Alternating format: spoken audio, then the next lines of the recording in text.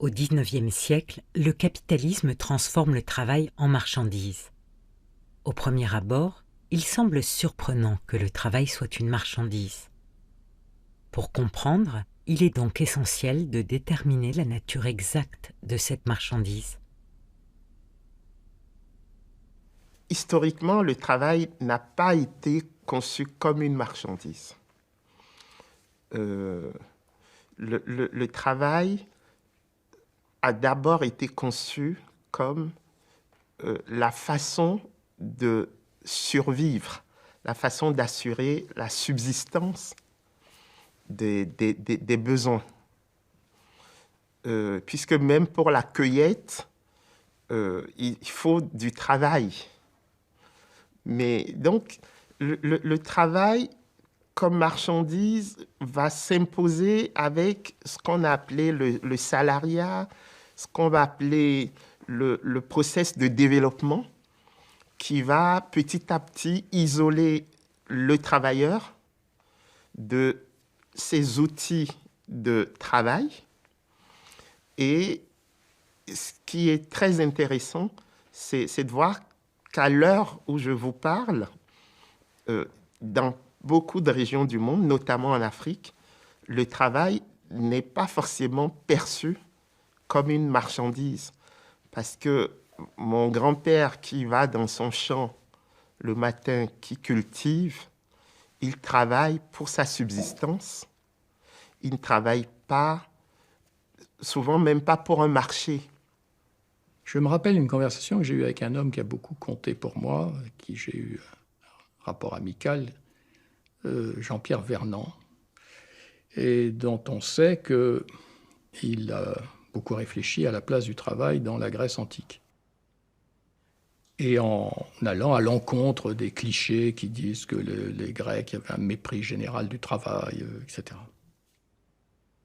Et je me rappelle lui avoir demandé un jour, mais ton laboureur là, qui pousse sa charrue, le paysan grec, je ne parle pas de l'esclave, le travailleur libre, quel sens ça a pour lui? Alors il avait réfléchi, il m'a dit, quelque chose comme une prière. Donc je suis inscrit dans un milieu vital, dans des forces qui me dépassent, j'œuvre et j'espère y trouver les moyens de ma survie. Après, vous pouvez avoir des discussions sur les dates précises. Mais ce qu'on sait globalement, c'est qu'on est passé d'un régime, dit l'État sauvage, l'État de communauté, et puis la civilisation. Et dans la civilisation, vous allez avoir le régime esclavagiste, le régime féodal, et puis le régime plutôt capitaliste. Donc je crois que c'est au niveau de la construction du régime capitaliste que la marchandisation va être nette. Parce que le capitalisme, par essence, ça va être l'appropriation privée des moyens de production. Et à ce moment-là, le travail sera clairement un moyen de production, avec un prix et des modalités d'exercice. En fait, il a fallu un temps énorme pour définir le travail comme une marchandise. Moses Finlay, un grand classique, l'a souligné. Il y a de nombreuses expressions comme « vendre son temps ». Le patron dit « vous êtes là pour un temps. Même si vous avez fini, continuez et travaillez ». Mon temps, votre temps, c'est une étrange notion, mais c'est indispensable pour comprendre comment le travail devient une marchandise. Regardez les Romains ou les Grecs. Si vous leur aviez parlé d'acheter du temps, ils vous auraient regardé comme un fou. La première chose qu'il faut bien comprendre, c'est que le traitement du travail comme une marchandise est directement lié à cette conception purement négative du travail comme étant une source de désutilité. Si le travail devient, même fugitivement ou partiellement ou provisoirement ou dans certaines parties du temps, une source de satisfaction, d'utilité, alors on ne peut plus utiliser complètement un raisonnement marchand. Qu'est-ce qu'une marchandise?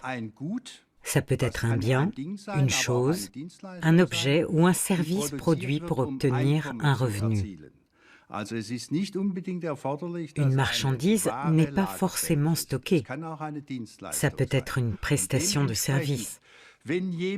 En conséquence, lorsque quelqu'un échange son temps pour obtenir un revenu, son travail devient une marchandise.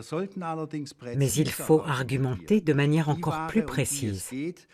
La marchandise dont je parle, c'est la force de travail. Pour citer un grand scientifique, Karl Marx, il a établi une claire différence entre travail et force de travail.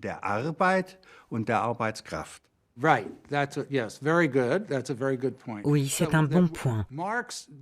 Marx distingue le travail et la force de travail.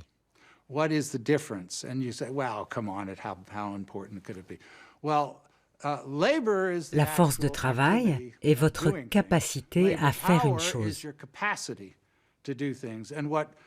Ce que le capitaliste achète au travailleur est scellé par un contrat. Il concerne la capacité à travailler pour un capitaliste un temps donné.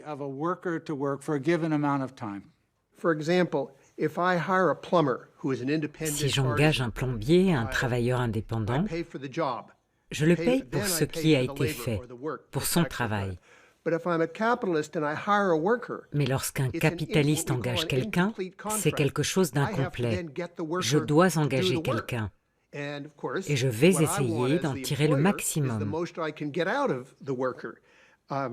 Ce n'est pas forcément ce que le travailleur veut.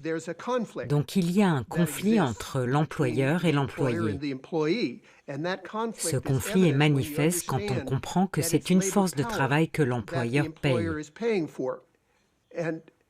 Ce conflit entre employeur et employé est véritablement au centre de l'analyse marxiste.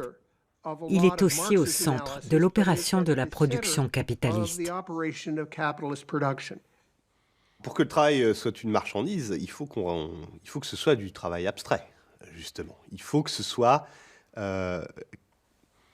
une force qui n'a pas une qualité particulière. Il faut que ce soit une force qui s'applique, à mon avis, au capital et par conséquent à la grande entreprise. Pour qu'il devienne une marchandise, il faut qu'il puisse être acheté. Et pour qu'il puisse être acheté, il faut qu'il puisse être quantifié. Et cette quantification, il va falloir qu'elle soit construite historiquement. Quantifiée soit à la tâche, soit au temps de travail.